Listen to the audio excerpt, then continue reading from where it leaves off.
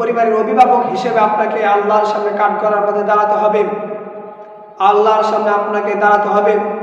পরিবারের অভিভাবক হিসেবে, গার্জিয়ান হিসেবে আপনি আপনার সন্তান যারা আছে পরিবারের, আপনার যে অধীনস্থ, তাদেরকে কি আপনি জাহান্নাম থেকে বাঁচার কোনো রাস্তা দেখিয়েছেন? 20টা বছর ধরে ঘরের মধ্যে রঙিন টেলিভিশন, ডিসেল লাইন, পরিবার নিয়ে দেখেন, সন্তান, ছেলে মেয়ে, স্ত্রী যারা আছে সবাই একসাথে মিলেমিশে নাচ গান, নাটক, আড্ডা, সিনেমা সবগুলা দেখে ঘরের মধ্যে একসাথে টেলিভিশন চালিয়ে সবাই দেখে নাচ গান।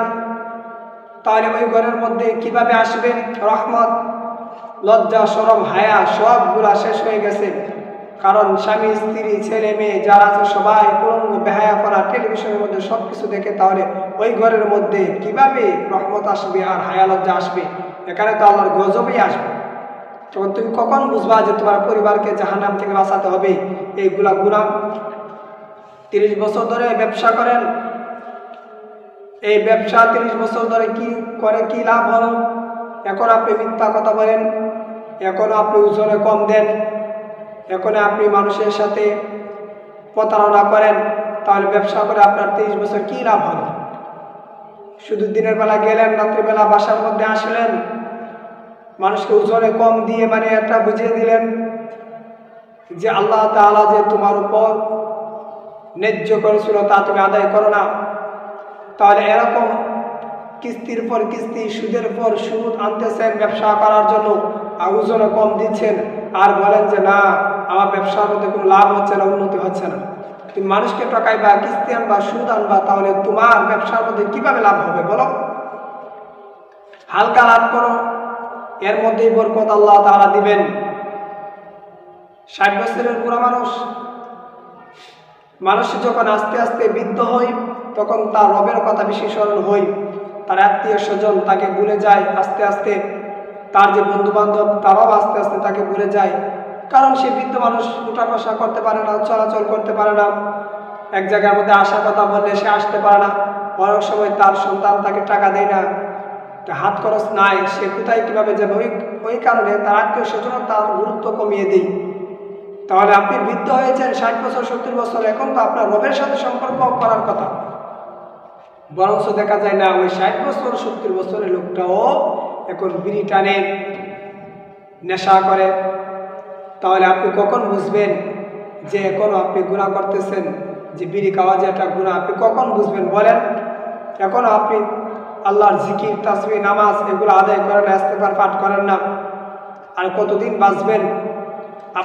আপনাকে তো দাড়ি চুল সাদা করিয়ে আল্লাহ বুঝিয়ে দিয়ে দিলেন যে তোমার সময় শেষ পর্যায়ে।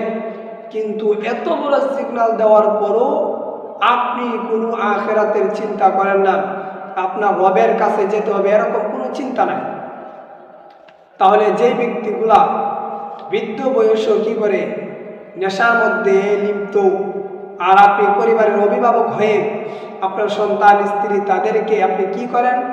দ্বীনের দাওয়াত না দিয়ে ইসলামের পথে পরিচালিত হবে, ইসলামের ভিতরে কিভাবে পরিপূর্ণভাবে প্রবেশ করবে ওই কথাগুলা না বলে আপনি আপনার চাকরি শেষ করে, ব্যবসা শেষ করে চলে আসলেন ঘরে। আইসা সন্তান যারা আছে তাদেরকে নিয়ে একসাথে খাবার খাওয়ার পর সবাই আড্ডা দিলেন, আর টিভি চালিয়ে সবাইকে নিয়ে গল্প করলেন, নাচ গান আড্ডা সবগুলা দেখলেন। তাহলে ওই সন্তানগুলা তারা জিনা যদি না শিখে, তারা আপনার থেকে তো সবগুলা শিখতেছে।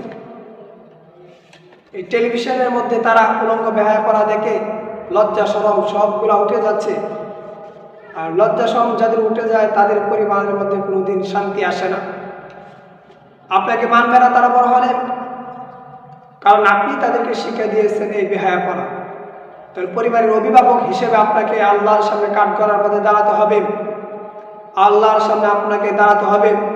পরিবারের অভিভাবক হিসেবে, গার্জিয়ান হিসেবে আপনি আপনার সন্তান যারা আছে পরিবারের, আপনার যে অধীনস্থ, তাদেরকে কি আপনি জাহান্নাম থেকে বাঁচার কোনো রাস্তা দেখিয়েছেন, নাকি তাদেরকে আরো গুনার কাজে সহযোগিতা করেছেন? এরকম ভাবে আল্লাহ তাআলা যদি ধরে, আপনার কোনো উপায় থাকবে না। ভেবে চিন্তে কাজ দেন, সামনের পথ কিন্তু অনেক